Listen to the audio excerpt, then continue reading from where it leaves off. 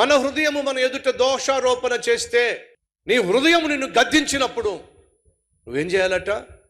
దేవునితో సమాధాన పడాలి.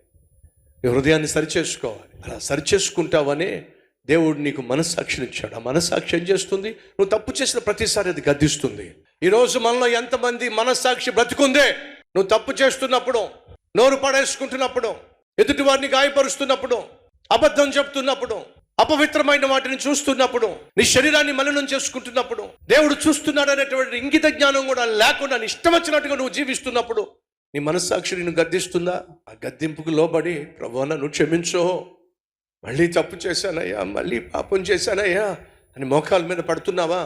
పశ్చాత్తాపడుతున్నావా?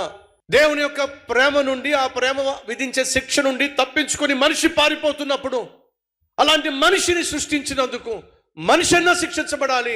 అలాంటి మనిషిని శిక్షించిన దేవుడైనా తను శిక్షించుకోవాలి. ఆఖరికి ఆ దేవుడు 2000 సంవత్సరాల క్రితం ఈ భూమి మీదకి దిగొచ్చాడండి. కారణం తెలుసా? నిన్ను నన్ను సృష్టించినందుకు తాను శిక్షించుకోవడానికి, శిలువలో మరణించడానికి యేసుక్రీస్తు ఈ భూలోకానికి దిగొచ్చాడండి.